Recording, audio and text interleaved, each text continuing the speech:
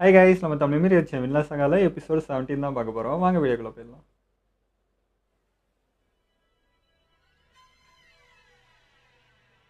என்ன வெளிச்சத்தை பார்த்தேன்?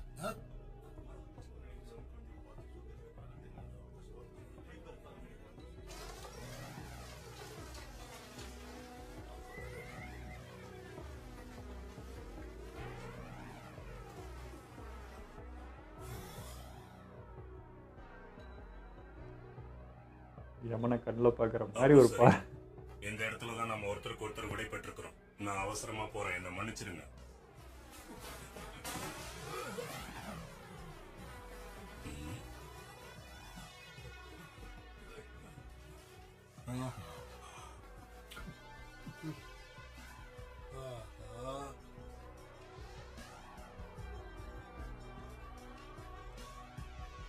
தேவையில்லாம பிரச்சனை பண்ணாதீங்க, வழிய விடுங்க.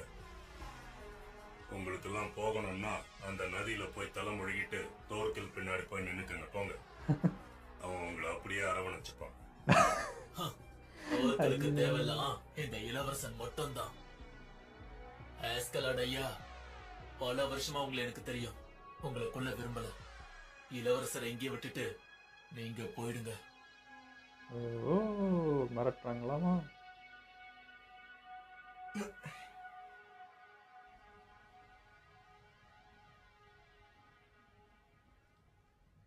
கூலா வரானுங்க.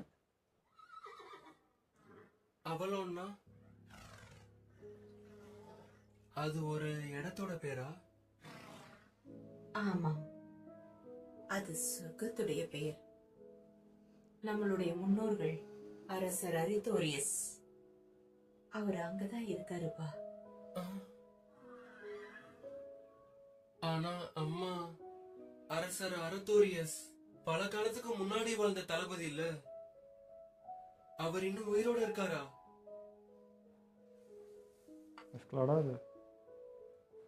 அந்த இடம் பேர் அவலான். மேற்கே இருக்க பரந்த கடலுக்கு அந்த பக்கம் இருக்கு.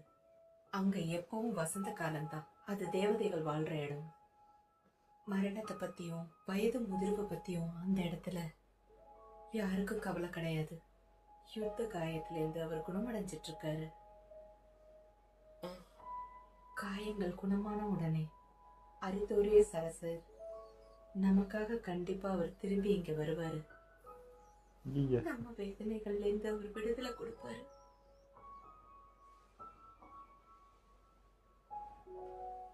அது நடக்கும்போது அரசருக்கு எல்லா சேவைகளும் பண்ணணும். அவர் உண்மையான அரசர். அவர் ஒரு உண்மையான மாவீரர். அவருடைய வாளா நீ மாறணும். அவருடைய செங்கோலா நீ இருக்கணும். நல்ல தலைவனை ஆகணும்.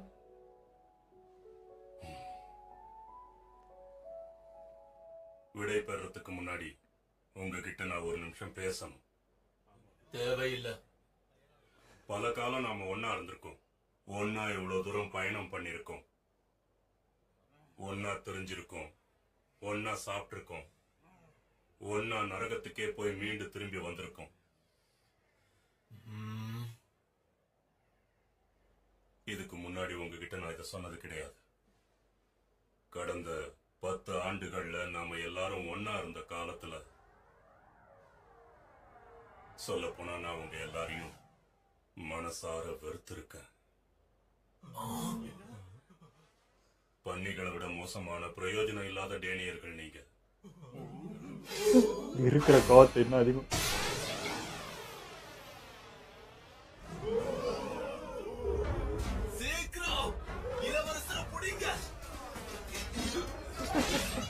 அவ்வளோதான்.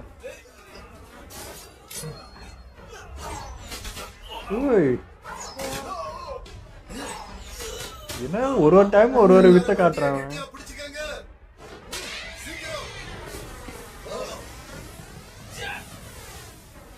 ஒருத்தன் மட்டும் மாறல.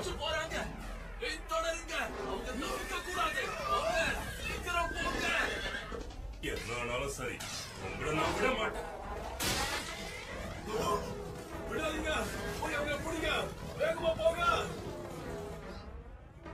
பார்த்துமா என் ஆட்கள் சிறந்தவங்களா இருக்காங்க. நிலைமைக்கு ஏத்த மாதிரி புரிஞ்சு நடந்துக்கிறாங்க. இவரே பாராட்டாத இது செய்யறாரு. நல்ல விஷயம்தான்.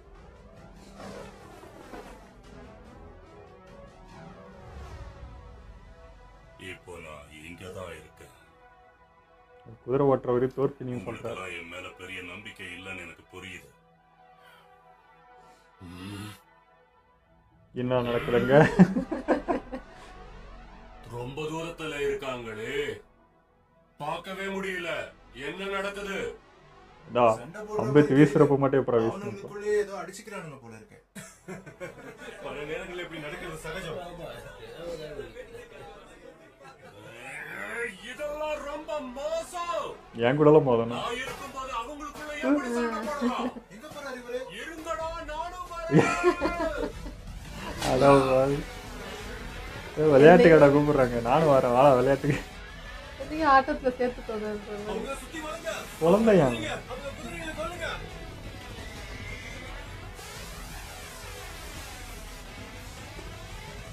என்ன பண்ணிக்கிட்டு இருக்க? அவங்கள கொல்ல தார்பின், உன் கத்திகளை எடுத்து வீசு.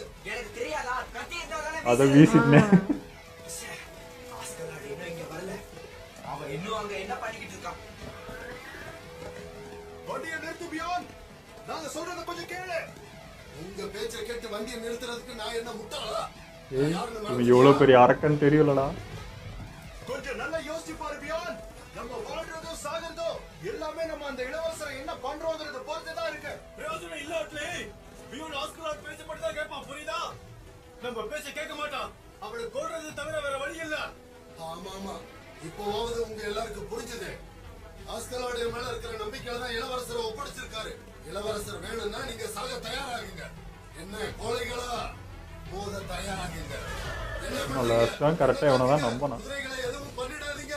சொன்னா கேளுங்கடா. குதிரைகளை விட்டுருங்க. வேண்டாம், நம்ம கீழே விழ போறோம்.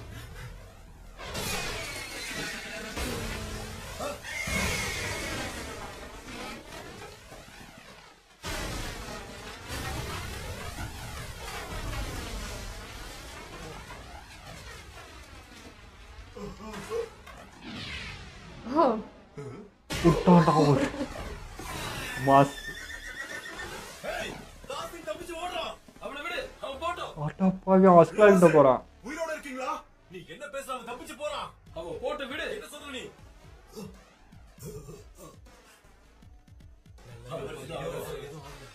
அப்ப சரி, வாங்க திரும்பி போலாம். மிருகம் எழுந்துச்சு. யாரும் எங்கேயும் போக முடியாது. போகவும் நான் விட போச்சுடா, மாட்டேன். செத்திங்கடா. என்ன, நீ இன்னும் உயிரோட தான் இருக்கியா பியான்? டேய், அவன் காளான சாப்பிட போறான். போச்சு. இவங்கிட்ட மோதுங்கடா. உங்க எல்லாரையும் நேரா வல்காலாவுக்கு அனுப்பிடுறேன்.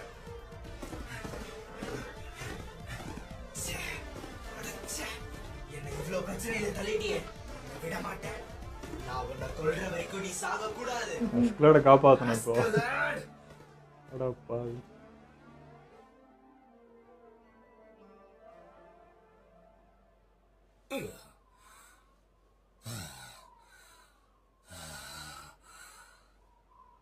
என்ன கொடுமை இது.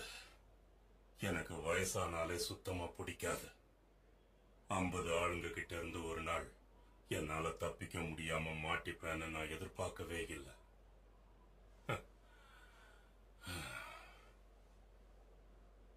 இவங்க எழுப்புக்கு தோற்கிலும் வரான், தோற்பினும் வரான்.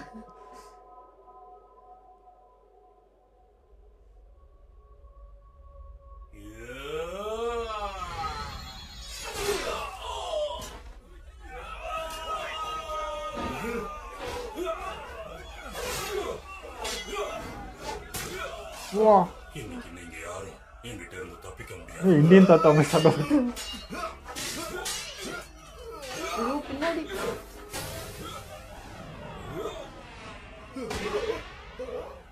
வேலைக்காகல. சீக்கிரமே தோற்கில் இங்க வரப்போறோம். கலவரம் வெடிக்க போகுது.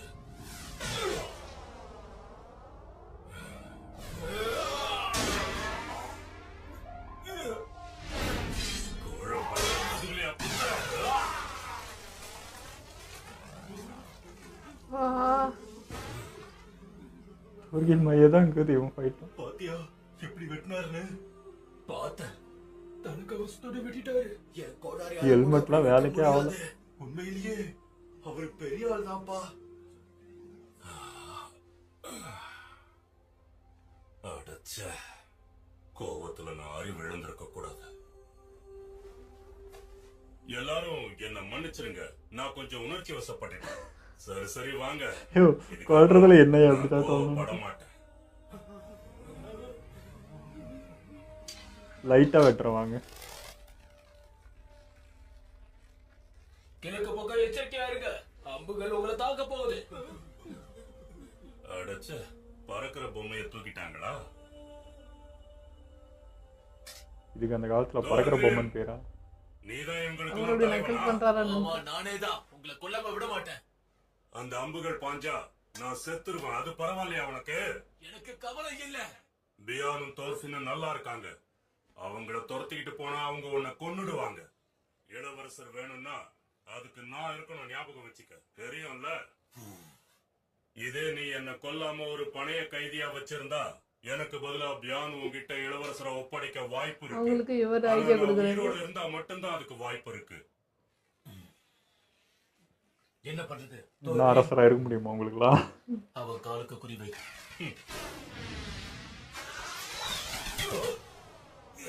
ஓ, நாம சாதிச்சிட்டோம்.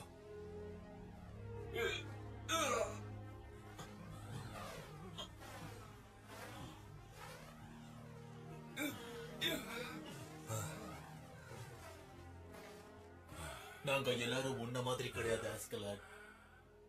இது வரைக்கும் இந்த அளவுக்கு நீ பதட்டப்பட்டதே கிடையாது. பொதுவாவே ரோஜனை இல்லாத போர்களை எல்லாம் நீ தவிர்த்துக்கிட்டு தான் வந்த ஆஸ்கலாட். அந்த கோழி இளவரசனுக்காக உன்னோட உயிரை நீ ஏன் பணைய வைக்கணும்? கிடைக்கிற பரிச கல்லறைக்கா கொண்டு போக போற?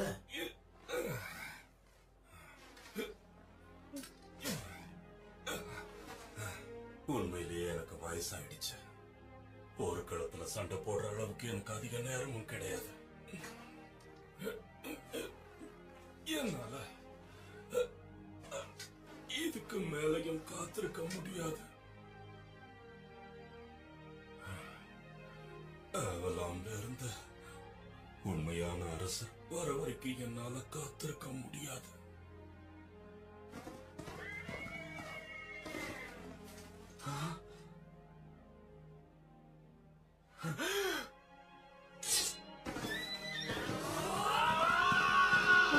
இதுதான் வெறியா வரும்.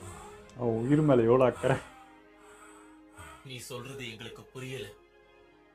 போதும் பேசுனது, முடிச்சிருங்க. எதுக்காக யோசிக்கிற? யார்? தோர்கிலா? என்ன சுவாரஸ்யமா இருக்கா? அனுபவிக்கிறீங்களா? இப்ப மாட்டினீங்கடா எல்லாரும். இதுல உங்க தலைவன் ஆஸ்கலாட் யாரு? அவனை சந்திக்கிற ஆர்வத்துல தான் நான் வந்திருக்கேன். ஐயோ பாவம். முன்னனுமதி இல்லாம நான் யாரையும் சந்திக்கிறது கிடையாது. மாத்தி மாத்தி இவனுக்கு தான் ஹெல்ப் பண்ணிக்கிறானுங்க. இந்த இடத்துலயே அனுமதி வேற.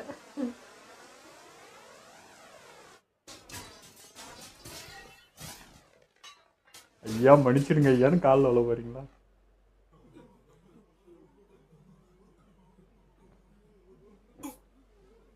தெரியும், நீங்க ரொம்ப பெருசா இருக்கீங்க.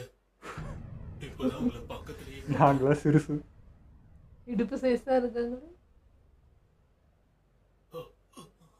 என்னோட பேரு தோர் கிரிம்முங்க. நான் உங்களை எதிர்க்க மாட்டேன். ஆனா நான் சொல்றத கொஞ்சம் கேளுங்க. சரி சொல்லு.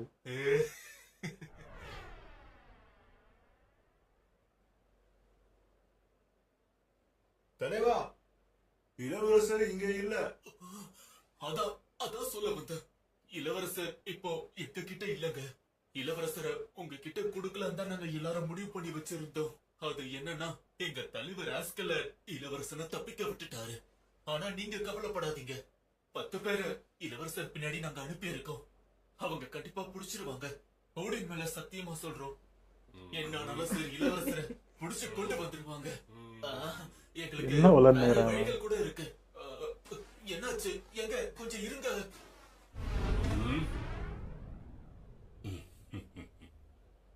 நீதானா அப்ப நீதான் ஆஸ்கலாடா? பெரிய புத்திசாலித்தாயா நீ. காட்டு எரிக்கிறப்போ ஆமா. கண்ணு கட்டின தூரம் வரைக்கும் தோர்ஃபன காணுமே. அது கூட வருவார், அவனை வருவார். கொன்னுட்டியா நீ? நான் அவனை கொல்லல. இளவரசரை அவன் கையில தான் ஒப்படைச்சிருக்கேன். அவனுக்கு எங்க கூட்டத்துக்கும் சம்பந்தம் இல்ல. அப்படியா? கேட்கும் போதே மனசுக்கு எதமா இருக்கு. அப்ப சரி, காத்திருந்ததுக்கு நன்றி நாய்களே. இந்த ஆஸ்கலாட தவிர எல்லாரையும் கொன்னுடுங்க. போச்சுடா தேவையா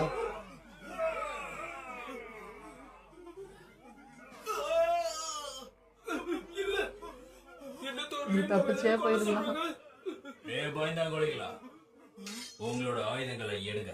கடைசி நொடி வரைக்கும் ஒரு வீரன் மாதிரி போராடுங்க. சீக்கிரம் எடுங்க. உங்க நல்லதுக்காக தான் இதை நான் சொல்றேன். ஆயுதம் இல்லாம செத்தா வல்ஹாலால உங்களுக்கு இடம் கிடைக்காது. இவ்வளோ பயந்தாங்குழியாடா நீங்களா?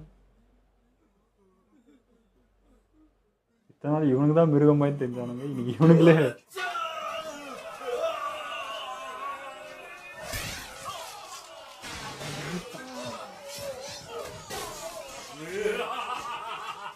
பிரமாதம்.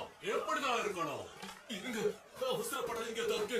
அதான் சரணடையவை. அப்புறம் எதுக்கு கொல்றீங்க? அதுவும் இல்லாம எங்களை கொல்லிட்டா உங்களால இளவரசரை பிடிக்க முடியாது. உங்க உதவிதான் வேணுமோ நானே அவனை பிடிச்சுக்கிறேன். இந்தா, சண்டைக்கு வா. போராளி. வந்து என்ன தாக்கு. அது அவன் பல்லு குத்துற குச்சி மயில இருக்குது. நான் சாகரத்துக்கு சந்தோஷப்படணும்.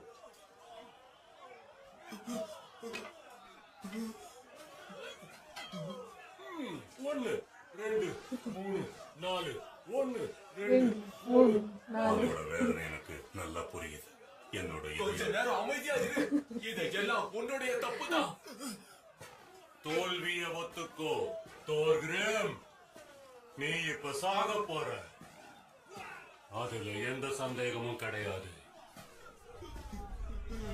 அதனால வீரனை போல சண்டை போட்டுக்கிட்டே சாகு. வா, நீ சாக நான் உனக்கு உதவி செய்யறேன். இப்போ என்ன தாக்கு. வா வா. இப்படி வந்து நின்று வா அவன் வரும்.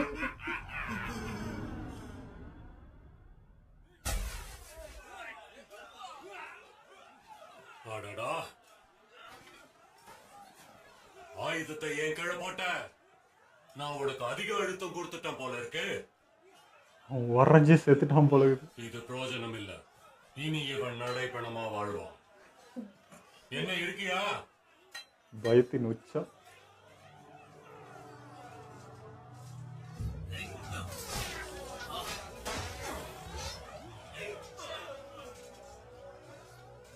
அங்க என்ன?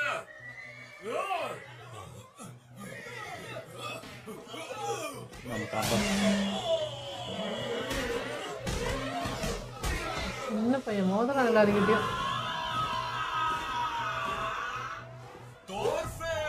சந்தோஷம். வாடாச்சால உனக்கு தாண்டா வெயிட்டிங். பயம் இல்லாம நேருக்கு நேர் வராம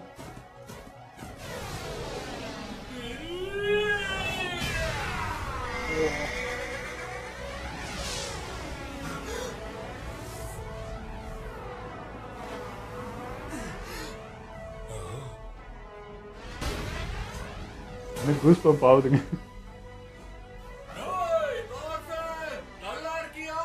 ஆஸ்கலாட் மேல உன் கை படக்கூடாது. அவன் எனக்குதான். அவன் மேல விரல் பட்டுச்சு, கண்டிப்பா நான் அவனை கொல்லாம விட மாட்டேன். புரியுதா?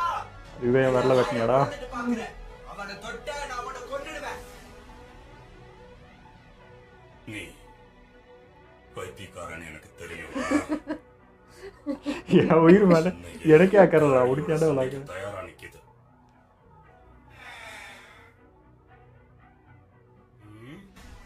ஒழுங்கா உனக்கு அவன் தலைவன் தானே இல்லையா? அவன் எனக்கு தலைவன் இல்ல. என்ன சொல்றாவா? அவன் சொன்னதை நீ கேட்டியா? நம்ம தலைவர் அவன் கொல்ல போறான்னு சொல்றான். இருந்தாலும் அவனுக்கு தைரியம் ஜாஸ்தி தான்ப்பா. ஆஸ்கலோட என்கிட்ட கொடுத்துடு. அவனை கொடுக்கலனா நான் அவனை கொன்னுடுவேன். நிஜமாவா?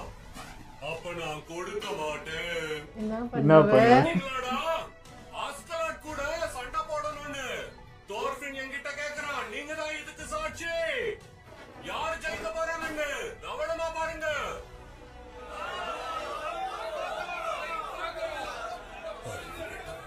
எவ்வளவு தைரியம் இருக்கு. ஓ ஃபர்ஸ்ட் டைம் அவனை அங்கே அனுப்புகிறப்போ எங்கே போயிடுச்சு வேலை?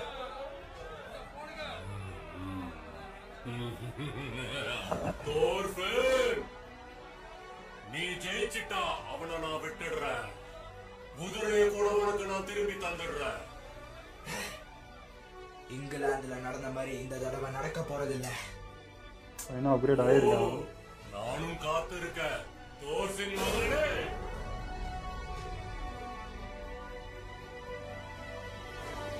அவன் கிட்ட மட்டும் நிற்கக்கூடாது, அவ்வளோதான். மாவீரர்கள் வரிசையில கடைசி மகன் நீ. இந்த எபிசோடு மாசுங்க. அது எதை பற்றி சொல்கிறதுனே தெரில. எல்லாமே பிடிச்சிருந்தது. இந்த பக்கம் தோர்கிலும் பிடிச்சிருக்கு, இந்த பக்கம் அஸ்கலோடும் பிடிச்சிருக்கு. எல்லாருமே அந்த ஒரு விதமும் வந்து அது எப்படி எக்ஸ்பிளைன் பண்ணுறதுன்னு எனக்கு தெரியல. அந்த உணர்ச்சி ஒன்றும் அப்படியே வந்து தெரியுது, அது உணர முடியுது எங்களால். இப்போ அந்த இடத்துல ஃபீல் பண்ண முடியுது. இப்போ தோர்கில் மாதிரி ஒரு ஆள் வந்து முன்னாடி வந்து அப்படி நிற்கிறப்போ அந்த பயத்தின் உச்சின்னு சொல்லுவாங்க பார்த்தீங்கன்னா, அது அப்படியே எங்களுக்கு ஃபீல் ஆகுது. அது எப்படி இருக்கும் அந்த இடம். அப்படியேப்பட்ட ஆள் வந்து ஒரு மிருகம், ஒரு மத யானை வந்து முன்னாடி நிற்கிறப்போ நம்மள ஒரு எறும்பு மாதிரி தெரியும் அந்த இடத்துல. இவனை எதிர்த்து என்னடா பண்ண முடியுன்றப்போ அந்த பயம், அந்த வார்த்தை வாயும் கூட மோதுனா எவன் மோதுவான். ஸோ அதெல்லாம் அப்படியே அந்த அந்த இடம் ஃபீல் பண்ண முடியுது, அந்த குளிர் காற்று ஃபீல் பண்ண முடியுது. ஒரு மாதிரி அந்த ஒரேற தன்மை வந்து எங்களுக்கு ஃபீல் ஆகுது. அப்படி இருந்துச்சு இன்னைக்கு. அதாங்க தோர்கில் அப்புறம் அந்த ஆஸ்கல் 3 பேருமே ஒரு பயங்கர இன்ட்ரெஸ்டிங்கான ஒரு கேரக்டர். அதுவும் தோர்கில்லாம் வந்து நேருக்கு நேர் ஒரு சண்டையில் அவனுக்கு அவ்வளோ விருப்பம் இருக்குது. ஒரு வீரனை பார்த்தா அவனுக்கு அவ்வளோ சுவாரஸ்யமாக சந்தோஷமாக இருக்குது. அவனுக்கு வந்து நேருக்கு நேர் ஒரு வீரனை பார்த்தா அவன் அவ்வளோ குஷி ஆயிடுறான். அது கூட சண்டை போகிறது அவனுக்கு அவ்வளோ பிடிச்சிருக்குன்னும் போது பார்க்குறதுக்கே நல்லா இருக்குது. இவனும் யாருக்கும் பயப்படாமல் எத்தனை கூட்டம் இருந்தாலும் அவன் ஒரு ஃபோக்கஸ்டாக ஒரு குறின்னா அந்த குறியில் கரெக்டாக இருக்குது. ஆஸ்கலாடும் அப்படி தான். அவங்க டீமே அவங்களுக்கு வந்தாலும் ஆனால் முடிஞ்ச வரைக்கும் அவன் போராடுறான். ஸோ அந்த அந்த நேர்மை இருக்குல்ல, நான் நேராக ஒருத்தன்கிட்ட தான் சண்டை போடுவேன், ஒரு வீரன்கிட்ட தான் சண்டை போடுவேன்னும் போது ஆட்டோமேட்டிக்காக மற்ற பிரச்சனையிலேருந்து அவங்க காப்பாற்றப்படுறாங்க. அந்த பர்சன்கிட்ட அவங்க சண்டைக்கு போகிற மாதிரி இருந்தாலும் மற்ற விஷயத்தில் இருந்து தப்பிக்கிற மாதிரி ஆகுது. ஏன்னா அந்த நேர்மை கரெக்டாக நேர்மையாக ஒரு விஷயத்தில் போய் அணுகணும் போது அது எவ்வளோ நல்ல விஷயமா சுற்றி நடக்குதுன்றதையும் இதில் பார்க்க முடிஞ்சது. தோர்கில் எனக்கு பார்க்க இப்படி ஒரு குழந்த மாதிரி தான். ஒரு இதெல்லாம் வந்து அவனுக்கு விளையாட்டு, அது வந்து அவனுக்கு ஒரு என்டர்டைன்மெண்ட். இதுமாதிரி சண்டை போடுறது அதுதான் அவனை வந்து ஹாப்பியாக வச்சுக்குது. ஸோ அதுக்காக வரான். அது வந்து என்ன சொல்கிறது, சண்டை போடணும், இப்போ அது காப்பாற்றணும், எந்த ப்ரெஷரும் கிடையாது அவனுக்கு. எனக்கு விளையாடணும் உங்க கூட, அவ்வளோதான், என்னையும் ஆட்டத்தை சேர்த்துக்கோ, தனியாக விளையாடாத, நான் வருவேன் அப்படின்னு சொல்லிட்டு அந்த மாதிரி. ஆனால் அவனை பார்த்து எல்லா உலகமே நடுங்கிட்டு இருக்கு அப்படின்ற மாதிரி இருக்கும். பட் அவன் விளையாடிட்டு இருக்கான். அவனுக்கு அந்த கர்வம், அந்த ஆணுவம், என்னை எதிர்க்க எவனாலையும் முடியாது, நான் தாண்டா அப்படின்ற அந்த ஒரு இது இருக்குது. ஸோ அது எதிரிகள் அதிலே அவனுக்கு வந்து பாதி வீக்னஸ் ஆயிடுறாங்க எதிரிங்க. அது போக வந்து எதிரில் அவ்வளோ பெருசாக வந்து நின்னா முடிஞ்சது, மொத்தம் முடிஞ்சது. நீ சண்டை போன அவசியமே கிடையாது, பயத்திலே உறைஞ்சே செத்துருவானுங்க. ஸோ அந்த ஏன்னா மாதிரி தோர்கில்கிட்ட வந்து ஒரு பயமோ ஒரு பின் வாங்குறதோ இல்லை அப்படி இல்லை. அவன் கேரக்டரே வந்து டைரெக்டாக ஒன்று பண்ணணும், வீரமாக இருக்கணுன்றது. ஸோ மோஸ்ட்லி அவன் அந்த மாதிரி ஆட்களை பார்த்தது குறைவாக இருக்கலாம். அந்த மாதிரி ஆள் ஒருத்தங்க பார்க்கும்போது அவனுக்கு இந்த மாதிரி ஒருத்தனை பார்க்குறன்னும் போதே அவனுக்கு ஆட்டோமேட்டிக்காக ரொம்ப குஷியாகிடுறான். அதனாலேயே அந்த சண்டை போடுறதுக்கு அவனுக்கு அவ்வளோ விருப்பமாக இருக்குது. ஸோ அந்த மாதிரி அவன் பார்த்த ஒரே ஆள் வந்து அவங்க தோர்பினோட அப்பா ஒரே ஒருத்தர். அதுக்கப்புறம் நான் தாண்டா இருக்கிறேன், என்ன மாதிரி இன்னொருத்தன் இல்லடான்னு இருக்கப்போ அவருடைய ரத்தம் இங்கே நிற்குது. ஸோ அதனால தான் அவ்வளோ ஆர்வம். அந்த வீரத்தோட கடைசி ரத்தம் நீ உங்கூட மொதல் தாண்டா எனக்கு போயிடும். அதுதான் அந்த இது தான், அதே ரத்தம் அந்த இது இவனுக்குள்ளே இருக்குன்றது தான். அதேமாதிரி இப்போ தோர்பினும் பார்த்தீங்கன்னா அன்றைக்கே அப்போ இருந்த லெவலுக்கே அவன் விரலை வெட்டிட்டு வந்தான் அந்த நிலைமைக்கே. இப்போ இன்னும் ஸ்பீடாக இருக்கா, இன்னும் ஸ்கில் எல்லாமே டெவலப்மெண்ட் ஆகிருக்கு. எனக்கு வந்து டேக்கிள் பண்ணுவான்னு தோணுது. ஸ்ட்ரகிள் பண்ணுவான் தான், அது மோத முடியாதான். ஏன்னா தோர்பின் இருக்கிற ஹைட்டுக்கும் வெயிட்டுக்கும் ஒரு சுற்றுனா வந்துடும் அவ்வளோ நீளத்துக்கு. இப்போ அவன் நிற்கிற நீளத்துக்கு ஒரு பீஸ் வீசினாலே முடிஞ்சிடும். அதே மாதிரி கிட்ட இருந்தால் தான் ப்ராப்ளம், தொலைவாக இருந்தால் தப்பிச்சிடும்னா அதுவும் முடியாது. இங்கே வந்து ஒரு வீசுனா முடிஞ்சு போச்சு. இப்படி வீசினா கொடாரி வீசினாலும் எது கையில் கட்சி வீசினாலும் செத்துரும். ஸோ அவனால் லாங்லேருந்தும் சண்டை போட முடியாது, கிட்டேருந்தும் சண்டை போட முடியாது, அந்த மாதிரி ஒரு ஆள். ஆனால் அவங்ககிட்ட ஸ்பீடாக ஒன்று பண்ணோன்னா அவன் இருக்கிற உருவத்துக்கும் அவன் இருக்கிற ஹைட்டுக்கும் டக்கு டக்குன்னுலாம் அவனால் திரும்பி பண்ண முடியாது. அதில் தோர்ஃபின் வந்து எனக்கு ப்ளஸ்ஸாக தெரியுது. ஸோ அதை வச்சு ஏதாவது பண்ணுவான்ட்டு ஒரு நம்பிக்கை இருக்குது எனக்கு. வந்து அஸ்கலாடு கூட பயப்படுறான், இவனடா பைத்தியக்காரனாகிறான் எனக்கு மேலே அப்படின்ற மாதிரி. அப்போது ஃபஸ்ட் டைம் அனுப்புகிறப்போ அவனை பற்றி தெரியலன்னு நினைக்கிறேன். தோர்கில் அது அவனுடைய ஒரு கெப்பாசிட்டி லெசன் எல்லாம் மாதிரி தெரியல. அனுப்புனான், ஏதோ அது கத்துக்கிட்டோன்னு அனுப்புனான், அது வேற இல்ல.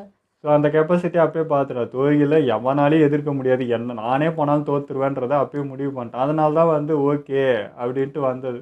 இப்போது வந்து தோற்பினே வந்து உறுதியாக நின்னாலும் அது உன்னால் முடியாதா, என்னடா பைத்தியக்காரனாக அப்படின்ற மாதிரி அஸ்கலாடுக்கே அது தோணும். ஏன்னா ஏன்டா என்ன கொல்றதுல உனக்கு அவ்வளோ ஆர்வம் மாட்டா, என் உயிரை யாரும் எடுக்கக்கூடாதுன்னுட்டு நீ எனக்காக வந்து நிற்கிறேடான்ற அந்த ஃபீல் தான் உனக்கு அப்படி இருந்துச்சு. அதுதான், அது வந்து ஒரு வகையில் சந்தோஷமாக தாங்க இருந்தது. என் உயிர் மேலே என்ன அக்கறை அவனு, எனக்கு கூட அவள் அக்கறை இந்த மாதிரி ஒருத்தன் கூட இருந்தால் போதும் மேடம், எவனே நான் தொடவே முடியாத அப்படின்ற மாதிரி இருக்கும். அந்த ஃபீலும் புரிஞ்சது எனக்கு. இந்த மாதிரி இங்கே கோழைக்கு வேலையே கிடையாது, இங்கே எல்லாருமே வீரமாக இருந்து எதிர்த்து போராடினா மட்டும்தான் இங்கே இருக்க முடியுன்ற மாதிரியும் சொன்ன மாதிரி இருந்தது. இப்போ அஸ்கலாடு கூட இருக்கிறவங்களும் அவனுக்கு ஆப்போசிட்டாக மாறும்போது அதுதான் சுச்சுவேஷன், அப்படி தான் இருக்கணும். அந்தந்த இடத்துக்கு ஏற்ற மாதிரி மாறி அப்படியே போயிட்டே தான் இருக்கணுன்றது அஸ்கலாடு அக்செப்ட் பண்ணிக்கிறாரு. அதனால அவங்க மேலே அவருக்கு பெருசாக கோவப்பட்ட மாதிரி தெரியல. அதுதான் சுச்சுவேஷன், அப்படி தான் இருக்கணும் அப்படிங்கிறத உணர்ந்த ஒரு மனுஷன். ஏன்னா அவரும் எல்லா கட்டத்துலையும் அப்படி தானே மாறி மாறி வந்திருக்காரு. ஸோ அப்போ இருந்த டைமில் வந்து இந்த இறக்கப்படுறது பாவம் வேலைக்கே ஆகாது, அது தேவையில்லைன்னு நினைக்கிறேன். இது பார்க்கும்போது தான் புரியுது. அங்கே எல்லாருமே வீரனாக இருக்க தான் ஆசைப்படுவாங்க, எதனா ஒன்று பண்ணணும், கற்றுக்கணும் மீன்ஸ் ஏதாச்சும் ஒன்று பண்ணி அங்கேருந்து தப்பிக்கிறதுக்கு வேலையை தான் பார்க்கணும். அந்த இடத்துல நம்ம மூளை யூஸ் பண்ணுறோமாங்கிறது மட்டும்தான் விஷயமா இருந்திருக்கு. இல்லை, அஸ்கலாடும் வார்னிங் பண்ணிட்டான், நீ என் கூட வந்தால் மட்டும்தாண்டா நீங்கள் பொழைப்பீங்க, இல்லைனா நீ தண்ணியில் முக்கிட்டு போய் அவன்கிட்ட பண்ணிடலாம், அவன் கட்டி பிடிச்சி உங்களை வந்து வங்கடாச்சலான்னு சொல்ல போகிறான் நான் ஒன்று அப்படின்றத அப்பயே வார்னிங் பண்ணிட்டான். அங்கே போனால் நீ செத்துருவேன், என் கூட வந்தால் அட்லீஸ்ட் நான் உங்களை வெறுத்தாலும் என்ன பண்ணாலும் உங்களை நான் வந்து ப்ரொவைட் பண்ணிட்டு தான் இருக்கேன், கூட வச்சுட்டு தான் இருக்கேன். உங்களுக்கு பிடிக்கல தான் ஆனாலுமே எனக்கு நீங்கள் தேவைப்படுறீங்க, அது வரைக்கும் நான் வச்சுட்டு தான் இருக்க போகிறேன், உங்களை நான் வந்து விட்டு கொடுக்க மாட்டேன் அப்படின்றது தான் அவனுடைய கண்ணோட்டமே. கம்முனை இவங்க கூட அப்படியே போயிருந்தா கூட அட்லீஸ்ட் தப்பிச்சு இருக்கலான்னு தான் எனக்கு தோணுச்சு. இவங்க வந்து அந்த ஒன்றும் இல்லை, அந்த நம்பிக்கை போயிடுச்சு அஸ்கலாடு. இத்தனை நாள் வந்து அவன் வச்சால டக்கு டக்குன்னு முடியும், இந்த இதுதான் இவ்வளோ இழுக்குது, இவனுக்கு வயசாகிடுச்சு, இப்போ அவன் தெளிவாக யோசிக்கல, அவ்வளோதான் அவன் முடிஞ்சிச்சுன்ற அந்த இது வந்துடுச்சு அந்த கூட்டத்துக்குள்ளே. அது அப்படியே முன்னே வந்து சொன்னாங்க நடுவிலே, கூட்டத்துக்குள்ளே கொஞ்சம் அந்த ப்ரெஷர் வருது, சலிச்சுட்டாங்க அப்படின்றத அங்கேயே ஸ்பார்க் ஆகி 2 பேர் ஆச்சுன்னு அப்பயே செத்தாங்க. அது இப்போது அப்படியே அந்த 2 பேர் இருந்தது இப்போ 50 பேர் 60 பேர்கிட்ட வந்துச்சு. ஸோ அதுதான் இந்த விஷயத்துக்கு ஆகும். அதான் ஒரு விஷயத்த நேர்மையாக ஸ்ட்ரைட் ஃபார்வர்டாக அணுகுனால் எவ்வளோ பெனிஃபிட், எவ்வளோ நம்மளை சுற்றி தன்னறியாமல் ஒரு நல்ல விஷயம் நடக்குன்றது காமிச்சது தான். அவங்களாம் வந்து கோழையாக இருந்தாங்க, முதுகில் குத்த பார்த்தாங்க, அதெல்லாம் நடந்துச்சுல.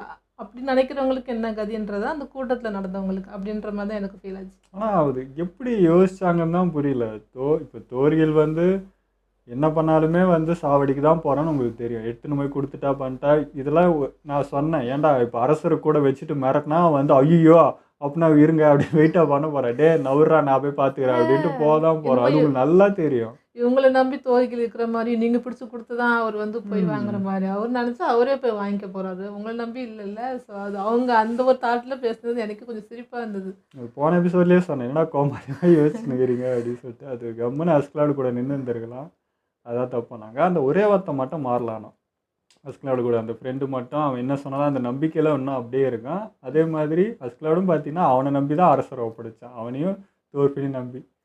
ஸோ கரெக்டாக தான் அது போயிடுச்சு. அவனும் இப்போ ஏதோ அந்த காலம் சாப்பிட்டா அவனும் மிருகம் ஆகிடுவான். இப்போ அவனும் வருவான் அஸ்கலாடு. இப்போ என்ன சொல்கிறது, அஸ்கலாடு ப்ரொடக்ட் பண்ணுறதுக்கு தான் எல்லாருமே இருக்கிறாங்கன்ற மாதிரி தான் எனக்கு ஃபீல் ஆச்சு. இவங்களாம் வந்து வெறுக்கிறாங்க பண்ணுற தோற்பினாட்டும் இவங்களாட்டும் அதுவாட்டும், ஆனால் அவனை உயிரை காப்பாற்றுறதுக்கு இவங்களாம் இப்போ ஷீல்டாக நிற்பாங்க. அதுவும் நல்லா தான் இருந்தது. அந்த மாதிரி அஸ்கலாடுக்கும் ஒரு அந்த ஃப்ளாஷ்பேக் காட்டினதெல்லாம் நல்லா இருந்தது. அவங்க அம்மாவோட ஆசை நிறைவேற்ற தான் அவர் பார்க்குறாரு.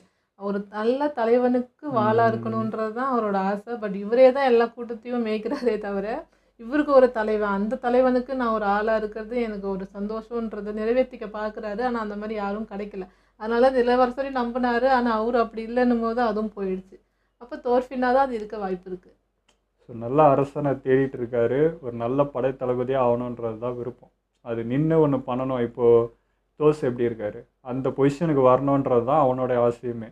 ஸோ அதனால தோஸ் பார்க்குறப்போ அவ்வளோ ஜெயிசல் ஆயிருப்பான்னு நினைக்கிறேன். அந்த மாதிரி இருக்கணும்டா, மரணம் வீர மரணம்டா, அப்படி இருக்கணும்டா, அந்த எண்ணம் வரதானே செய்யும். இதில் என்ன இருக்குது வாழ்க்கை, இப்படி செத்தனா இருந்தால் யாருக்கு தெரிய போகுது, அப்படி இருக்கணும் அப்படின்றது தான் அஸ்கலாடோட விருப்பமாக. அது இப்படி நிற்குது. இப்போ இது என்ன கலவரம் ஆக போகுதுன்னே தெரியல. ஏன்னா ஃபுல் சுச்சுவேஷனே பார்த்தீங்கன்னா எந்த பக்கம் எப்படி மாறும் என்னன்றதே புரியல. இப்போ அவனுக்காக இவன் கொள்ளணும், இவனுக்காக அவன் நிற்கணும், அவனுக்காக அவன் வரணும், அரசர் பார்க்குறதா இவங்க பார்க்குறதா, இப்படி ரொம்ப குழப்பமாக இருக்குது. ஆனால் இங்கே என்ஜாய் பண்ணிட்டு இருக்குது யாருன்னா தோர்கில் தான். பயங்கரமாக என்ஜாய் பண்ணுறான், எல்லாத்தையுமே என்ஜாய் பண்ணுறான். யார் வந்தாலும் சரி, எவன் வந்தாலும் சரி, எல்லாமே எனக்கு சந்தோஷம்தான்ற மாதிரி தான் அவன் ஹாப்பியாகிறான். ஓகேங்க, பயங்கர விறுவிறுப்பாக போகுது, பயங்கர சுவாரஸ்யமாக போயிட்டுருக்கு. நெக்ஸ்ட் என்னலாம் நடக்க போகுதுன்னு அவ்வளோ ஆர்வமாக இருக்குது. ஸோ இதெல்லாம் நம்ம வீடியோ முடிச்சுப்போம். மறக்காமல் லைக் கமெண்ட் ஷேர் பண்ணுங்கள், மறக்காமல் சப்ஸ்கிரைப் பண்ணிடுங்க.